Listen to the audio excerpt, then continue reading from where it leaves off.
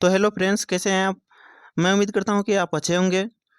इस वीडियो में हम कक्षा 10वीं के हिंदी का टॉप 50 प्लस ऑब्जेक्टिव क्वेश्चंस लेके आए हैं, जो कि बोर्ड एग्जाम के लिए काफ़ी महत्वपूर्ण है। तो चलिए वीडियो को शुरू करते हैं और देखते हैं क्वेश्चंस को। हमारा पहला क्वेश्चन है, सिख धर्म का परिवर्तन किसने किया।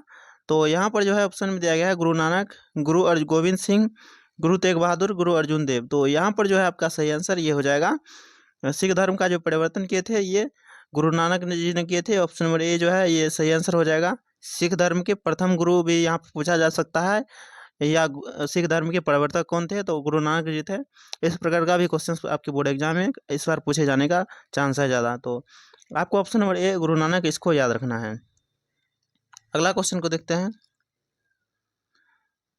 अगला क्वेश्चन है, गुरु नानक का जन्म स्थान है। गुरु नानक का जो जन्म स्थान कहाँ पर है, तो यहाँ पर ऑप्शन में दिया गया है नंदग्राम, तलवंडी ग्राम, गुरुग्राम, बेलसंडी ग्राम। तो यहाँ पर जो है आपका सही आंसर ये हो जाएगा तलवंडी।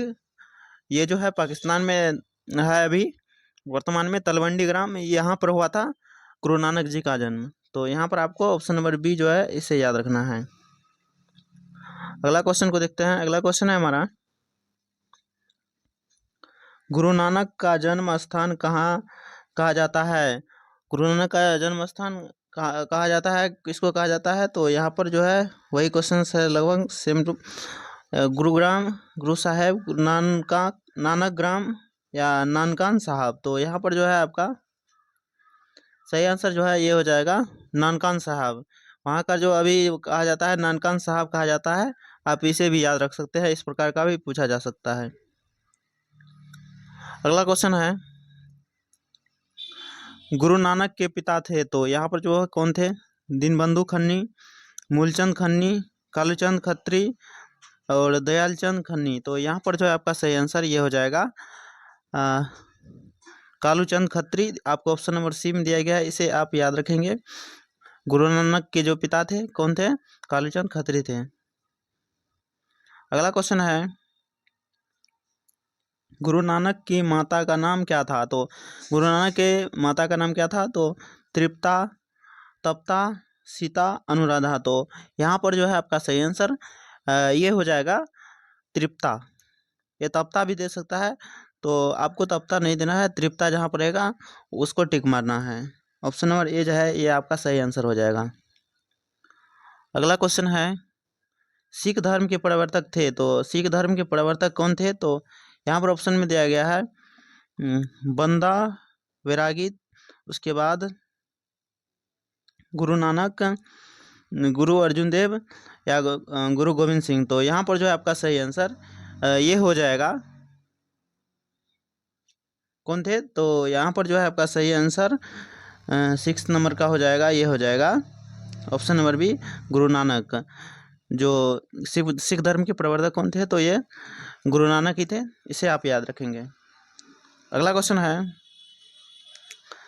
किस मुगल सम्राट से गुरु नानक की भेंट हुई थी। किस मुगल सम्राट से जो है गुरु नानक की भेंट हुई थी, तो यहाँ पर ऑप्शन देगा अकबर से, शाहजहां से, औरंगजेब से, बाबर से। तो किस से हुई थी, तो ये हो जाएगा आपका सही आंसर बाबर से। बाबर से हुई थी गुरु नानक की भेंट, तो आप इसे याद रख सकते हैं। अगला क्वेश्चन है, इन मुसलमान हरिजन पे कोटिन हिंदू वारिये यह किस कवि के लिए कहा गया है। तो यहाँ पर ऑप्शन में दिया गया है कबीरदास, मलिक मोहम्मद जैसी, रहीम, रसखान। तो यहाँ पर जो है आपका सही आंसर ये हो जाएगा रसखान के लिए कहा गया है। ऑप्शन नंबर डी जो है इसे आप याद रखेंगे। अगला क्वेश्चन है, रसखान द्वारा रचित ग्रंथ है, तो कौन सा है, तो ऑप्शन में दिया गया है वाटिका, प्रेम वाटिका, आनंद वाटिका, रस वाटिका। तो यहाँ पर जो है आपका सही आंसर ये हो जाएगा प्रेम वाटिका। ऑप्शन नंबर बी जो है ये सही आंसर हो जाएगा आपका, तो इसे आप याद रखेंगे। अगला क्वेश्चन है, रसखान का रचना काल था, तो जहांगीर का राज्यकाल या अकबर का राज्यकाल, बाबर का राज्यकाल, औरंगजेब का राज्यकाल। रसखान का जो रचना काल था किसके काल के समान था, तो यहाँ पर जो है आपका सही आंसर ये हो जाएगा जहांगीर के समय के था। तो आपको ऑप्शन नंबर ए जो है इसे याद रखना है। अगला क्वेश्चन है, अगला क्वेश्चन है सुजान रसखान के रचनाकार है कौन है? तो यहाँ पर ऑप्शन में जाएगा घनानंद रसखान, प्रेमघन और ये। तो यहाँ पर जो आपका सही आंसर ये हो जाएगा रसखान। रसखान आपका ऑप्शन नंबर बी में दिया गया है, आप इसे याद रख सकते हैं। रसखान जो थे ये सुजान रसखान के रचनाकार थे, तो इसको आप याद रखेंगे। अगला क्वेश्चन है रसखान को गोसावी मिठलनाथ ने किस मार्ग में दीक्षा दी? तो यहाँ पर ऑप्शन देगा प्रेम मार्ग में, भक्ति मार्ग में, पुष्टि मार्ग में, संत मार्ग में। तो यहाँ पर जो है आपका सही आंसर ये हो जाएगा पुष्टि मार्ग में। ऑप्शन नंबर सी जो है ये, इसको आप याद रखना है। अगला क्वेश्चन है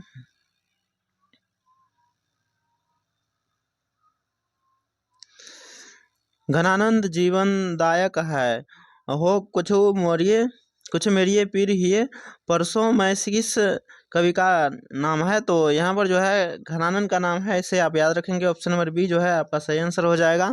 घनानंद जीवनदायक हो कछु मरियो पीर हिए परसों। तो यहाँ पर आपका सही आंसर जो है, इसमें किस कवि का जो है नाम आया है? तो ऑप्शन नंबर बी जो है घनानंद का आया है। ऑप्शन नंबर बी आप इसे याद रखेंगे। सॉरी। अगला क्वेश्चन है घनानंद किस काल के कवि थे? तो ऑप्शन में दिया गया भक्ति काल के, वीर गाथा काल के, छायावाद युग के, रीति काल के। तो यहाँ पर जो है आपका सही आंसर ये हो जाएगा रीति काल के। ऑप्शन नंबर डी जो है आप इसे याद रख सकते हैं। नेक्स्ट क्वेश्चन है रीति मुक्त काव्य धारा के सिरमौर कवि किन्हें कहा माना जाता है? तो यहाँ पर ऑप्शन देगा घनानंद या रसखान या कबीर। तो यहाँ पर जो आपका सही आंसर ये हो जाएगा घनानंद को कहा जाता है। तो ऑप्शन नंबर बी जो है इसे आप याद रख सकते हैं। अगला क्वेश्चन को देखते हैं। अगला क्वेश्चन है घनानंद किसके द्वारा मारे गए? तो घनानंद किसके द्वारा मारे गए थे? तो शिष्य के द्वारा, राजा के द्वारा, दूसरे कवि के द्वारा या नादिर शाह के सैनिकों के द्वारा। तो यहाँ पर जो आपका सही आंसर ये हो जाएगा नादिर शाह के सैनिकों के द्वारा घनानंद जो है मारे गए थे। तो आपको ऑप्शन नंबर डी जो है इसे याद रखना है। नेक्स्ट क्वेश्चन है घनानंद किस बादशाह के यहाँ मुंशी का काम करते थे? तो यहाँ पर जो है आपका सही आंसर यहाँ पर ऑप्शन में दिया गया है अकबर के, औरंगजेब के, बाबर के, मोहम्मद शाह रंगीले के। तो यहाँ तो किसके यहाँ करते थे? तो आपका सही आंसर जो है यह हो जाएगा मोहम्मद शाह रंगीले के यहाँ जो है मुंशी का काम करते थे। तो आप इसे याद रख सकते हैं। नेक्स्ट क्वेश्चन है प्रेमघन की मृत्यु कब हुई? तो ऑप्शन में दिया गया है 1918 ईस्वी में, 1920 ईस्वी में, 1922, 1924 ईस्वी में। तो आपका जो सही आंसर ये हो जाएगा 1922 ईस्वी में जो है प्रेमघन का जो है मृत्यु हुआ था। ऑप्शन नंबर सी इसे आप याद रख सकते हैं। अगला क्वेश्चन है प्रेमघन जी किस युग के महत्वपूर्ण कवि थे? तो किस युग के थे? तो द्विवेदी युग, भारतेंदु युग, भक्ति युग, आधुनिक युग। तो किस युग के थे? तो इसका सही आंसर हो जाएगा आपका भारतेंदु युग के थे। तो आपको ऑप्शन नंबर बी जो है इसे याद रख सकते हैं। प्रेमघन जी तो ये भारतेंदु युग के जो महत्वपूर्ण कवि थे, आप इसे याद रखेंगे। अगला क्वेश्चन है प्रेमधन जी किस राज्य के निवासी थे? प्रेमघन जो थे किस राज्य के निवासी थे? तो ऑप्शन में जाएगा बिहार के, मध्य प्रदेश के, उत्तर प्रदेश के, राजस्थान के। तो ये जो थे ये थे मध्य प्रदेश के। ऑप्शन नंबर जो है आपका बी ये सही आंसर है, आप इसे याद रखेंगे। अगला क्वेश्चन है प्रेमघन जी का जन्म कब हुआ था? तो प्रेमघन जी का जो जन्म हुआ था ये कब हुआ था? ऑप्शन में भी दिया गया है यहाँ पर 1850, 1851, 1854, 1855 ईस्वी में। तो कब हुआ था? तो इसका जो सही आंसर हो जाएगा आपका ये हो जाएगा 1855 ईस्वी में हुआ था। ऑप्शन नंबर डी जो है ये आपका सही आंसर हो जाएगा। अगला क्वेश्चन है प्रेमघन जी किन्हें अपना आदर्श मानते थे? तो किन्हें मानते थे अपना आदर्श? तो यहाँ पर जो आपका सही आंसर ये हो जाएगा भारतेंदु हरिश्चंद्र को जो है अपना आदर्श मानते थे। इसको आप याद रखेंगे। ऑप्शन नंबर डी जो है ये सही आंसर हो जाएगा आपका। अगला क्वेश्चन है सुमित्रानंदन पंत ने मिट्टी की प्रतिमा उदासनी किसे कहा गया है? तो मूर्ति को, माता को, विमाता को, भारत माता को। तो किसे कहा गया है? तो इसका सही जो आंसर है ये हो जाएगा आपका 23rd का भारत माता को जो है ये मिट्टी की प्रतिमा उदासनी कहा है सुमित्रानंदन पंत जी ने। तो आपको ऑप्शन नंबर डी जो है इसे भारत माता को याद रखना है।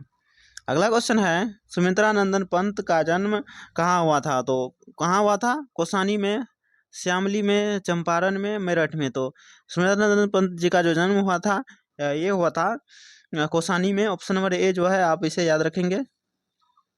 अगला क्वेश्चन है सुमित्रा नंदन पंत की माता का नाम क्या है? तो ऑप्शन में दिया गया है सरस्वती देवी, लक्ष्मी देवी, बुधिया देवी, सुमित्रा देवी। तो आपका जो सही आंसर है ये हो जाएगा सरस्वती देवी। सुमित्रा नंदन पंत जी के माता जी का क्या नाम था?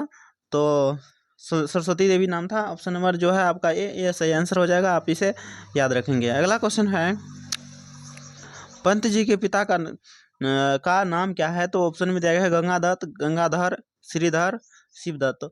तो यहाँ पर जो है आपका सही आंसर ये हो जाएगा गंगादत्त। गंगादत्त आपका ऑप्शन नंबर एम दिया गया है, आप इसे याद रखेंगे। पंत जी के पिता का क्या नाम था? तो गंगादत्त, आप इसे याद रखना है। अगला क्वेश्चन है पंत जी ने हाई स्कूल की शिक्षा कहाँ पाई? तो मुगल सराय में, बनारस में, हरिद्वार में या पाटलिपुत्र में। तो कहाँ पाई थी?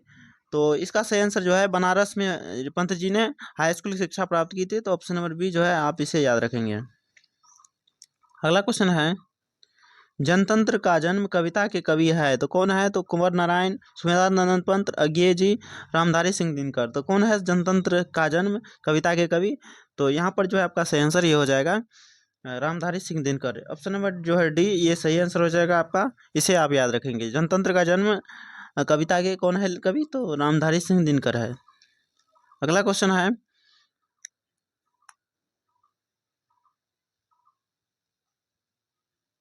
सॉरी कितने नंबर में थे? 25 नंबर में।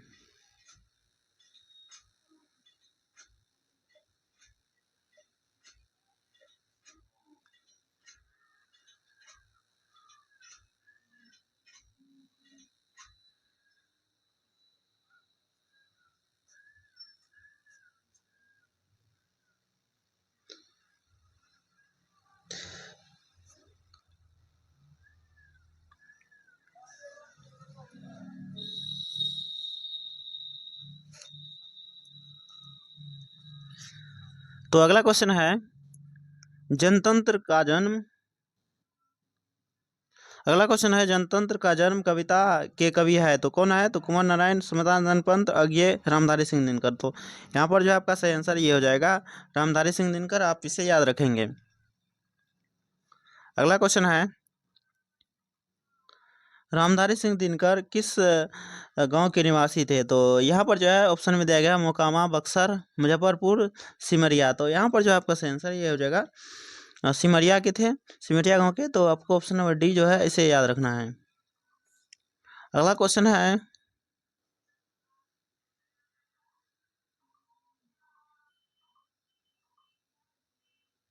अगला क्वेश्चन है मंडूप देवी, धनरूप देवी, रूपवती देवी, कलावती देवी। यहाँ दिनकर जी की माता का नाम क्या है? तो ऑप्शन में दिया गया है, इसका जो सही आंसर हो जाएगा आपका ये हो जाएगा मंडूप देवी। तो ऑप्शन नंबर जो है ए इसको आप याद रखना है। अगला क्वेश्चन है दिनकर जी का जन्म कब हुआ था? तो ऑप्शन में दिया गया है 20 सितंबर 1908 ईस्वी, 21 सितंबर 1908 ईस्वी को, 22 सितंबर 1908 ईस्वी को और 23 सितंबर 1908 ईस्वी को। कब हुआ था? तो यहाँ पर जो है आपका सही आंसर ये हो जाएगा 23 सितंबर 1908 ईस्वी को हुआ था दिनकर जी का जन्म। ऑप्शन नंबर डी जो है आप इसे याद रखेंगे। अगला क्वेश्चन है हमारा अज्ञेय का पूरा नाम है? तो क्या है अज्ञेय का पूरा नाम? तो यहाँ पर जो है आपका सही आंसर ये हो जाएगा सच्चिदानंद हीरानंद वात्स्यज्ञ। तो आपको ऑप्शन नंबर बी जो है इसे याद रखना है सच्चिदानंद हीरानंद वात्स्यज्ञ। तो इसको आप याद रखेंगे, अज्ञेय जी का जो पूरा नाम था ये था सच्चिदानंद हीरानंद वात्स्यज्ञ। नेक्स्ट क्वेश्चन है अज्ञेय का जन्म कहाँ हुआ था? तो कुशीनगर उत्तर प्रदेश, भोपाल उत्तर प्रदेश, जयपुर राजस्थान, राजगिरी बिहार। तो यहाँ पर जो है आपका सही आंसर ये हो जाएगा कुशीनगर उत्तर प्रदेश। कुशीनगर उत्तर प्रदेश में हुआ था अज्ञेय जी का जन्म। आप ऑप्शन नंबर ए जो है इसे याद रखने हैं। अगला क्वेश्चन है अज्ञेय का पूरा या अज्ञेय का मूल निवास कहाँ था? अज्ञेय का मूल निवास कहाँ का था? तो करतारपुर, मिर्जापुर, प्रतापपुर, राजापुर। तो यहाँ पर जो है आपका सही आंसर ये हो जाएगा करतारपुर। करतारपुर आपका ऑप्शन नंबर बी में दिया गया है, आप इसे याद रखेंगे। ऑप्शन नंबर ए में दिया गया, सॉरी, तो आप इसे याद रखेंगे। अगला क्वेश्चन है, अज्ञे की माता अज्ञे की माता थी तो कौन थी इसकी माता? तो यहाँ पर ऑप्शन में दिया गया है दमयंती देवी, वयंती देवी, घनवती देवी, कांति देवी। तो यहाँ पर जो आपका सही आंसर ये हो जाएगा वयंती देवी। आपको ऑप्शन नंबर जो है बी इसे याद रखना है। ये कि माता का क्या नाम था? तो वयंती देवी थी। अगला क्वेश्चन है, कुंवर नारायण ने बूढ़ा चौकीदार किसे कहा है? तो पहाड़ को, व्यक्ति को, वृक्ष को, सैनिक को, किसे कहा है? तो यहाँ पर जो ऑप्शन में दिया गया है ये वृक्ष को कहा गया है। तो ऑप्शन नंबर सी जो है आप इसे याद रखना है। अगला क्वेश्चन है, कुंवर नारायण का जन्म कहाँ हुआ था? तो ऑप्शन में दिया गया लखनऊ में, भोपाल में, जयपुर में। कहाँ हुआ था कुंवर नारायण का जन्म? तो ये हुआ था लखनऊ में हुआ था। ऑप्शन नंबर जो है ए आपका सही आंसर हो जाएगा। कुंवर नारायण का जन्म हुआ था ये लखनऊ में हुआ था। ऑप्शन नंबर ए आपका सही आंसर हो जाएगा। नेक्स्ट क्वेश्चन है, कुंवर नारायण के ने कविता लिखने की शुरुआत की कब की थी? तो 1949 ईस्वी के लगभग, 1950 के लगभग, 1951 के लगभग, 1952 के लगभग। तो कब की थी शुरुआत? तो इसका जो सही आंसर हो जाएगा आपका ये हो जाएगा 1950 के लगभग जो है 50 ईस्वी के आसपास जो है इन्होंने कविता लिखना शुरू किया था। ऑप्शन नंबर बी जो है आप इसे याद रखेंगे। अगला क्वेश्चन है, आकारों के आसपास किस प्रकार की रचना है? आकारों के आसपास किस प्रकार की रचना है? तो ऑप्शन में देगा प्रबंध, काव्य, समीक्षा, कहानी संग्रह, काव्य संग्रह। तो यहाँ पर जो है आपका सही आंसर ये हो जाएगा कहानी संग्रह। ऑप्शन नंबर सी जो है आप इसे याद रखना है। अगला क्वेश्चन है, झगड़ा फसाद कौन सा समास है? तो यहाँ पर जो ऑप्शन में दिया गया है द्विगु समास, अव्ययीभाव समास, द्वंद्व समास, तत्पुरुष समास। तो इसका जो आंसर हो जाएगा आपका ये हो जाएगा द्वंद्व समास है। झगड़ा फसाद इसे आप याद रखेंगे। अगला क्वेश्चन है, वीरेन डंगवाल का जन्म स्थान है तो कहाँ है? तो कीर्तिनगर, भावनगर, जमशेद नगर और अहमदनगर। तो यहाँ पर जो है सही आंसर इसका ये हो जाएगा 41 का कीर्तिनगर। आपको ऑप्शन नंबर जो है ए इसे याद रखना है।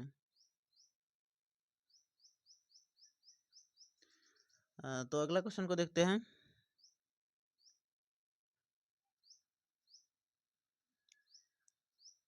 अगला क्वेश्चन है, डंगवाल जी ने एमए कहाँ से किया? तो यहाँ पर ऑप्शन में दिया गया दिल्ली विश्वविद्यालय, पटना विश्वविद्यालय, लखनऊ विश्वविद्यालय, इलाहाबाद विश्वविद्यालय।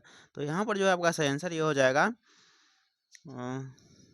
इलाहाबाद विश्वविद्यालय। तो आपको ऑप्शन नंबर जो है डी इसे याद रखना है।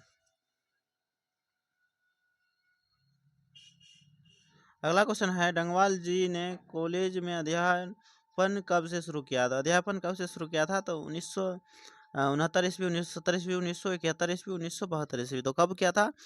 तो इसका सही आंसर जो है आपका 1971 ईस्वी हो जाएगा। ऑप्शन नंबर सी जो है आप इसे याद रखेंगे।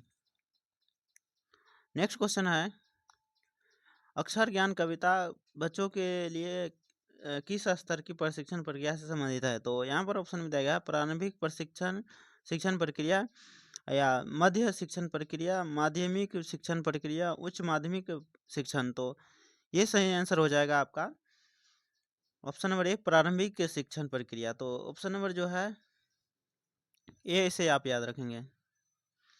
अगला क्वेश्चन है, कवित्री अनामिका का जन्म कहाँ हुआ था? तो पटना में, भागलपुर में, गया में, मुजफ्फरपुर में। कहाँ हुआ था?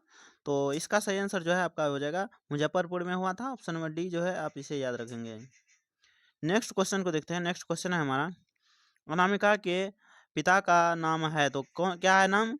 रामानंद किशोर, कमल किशोर, श्यामनंद किशोर, ब्रज किशोर। तो यहाँ पर जो सही आंसर हो जाएगा आपका ये हो जाएगा 46 का श्यामनंद किशोर। आपको ऑप्शन नंबर बी जो है इसे याद रखना है। अगला क्वेश्चन है,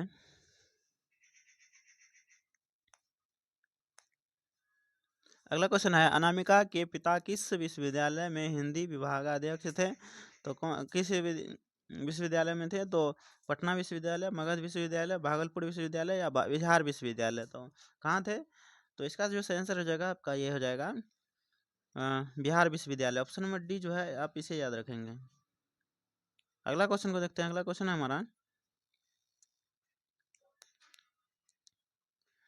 लौट कर आऊंगा फिर कविता में कवि एक बार फिर कहाँ आने की लालसा व्यक्त करता है। तो कहाँ आने की लालसा व्यक्त करता है? तो यहाँ पर ऑप्शन में दिया गया है मातृभूमि बिहार, जन्मभूमि महाराष्ट्र, कर्मभूमि गुजरात, मातृभूमि बंगाल। तो यहाँ पर जो सही आंसर ये हो जाएगा 48 का जन्मभूमि कहाँ पर आने की बात कर रहा है? मातृभूमि। यहाँ पर ऑप्शन नंबर डी जो है हो जाएगा आपका सही आंसर हो जाएगा मातृभूमि बंगाल आने की बात कर रही है। तो आपको ऑप्शन नंबर जो है इसे ऑप्शन नंबर डी को याद रखना है। अगला क्वेश्चन को देखते हैं। अगला क्वेश्चन है जीवनानंद दास किस भाषा के रचनाकार है? तो किस भाषा के है? गुजराती, हिंदी, बांग्ला, संस्कृत। तो किस भाषा के है? तो यहाँ पर जो है आपका सही आंसर ये हो जाएगा 49 का बांग्ला के।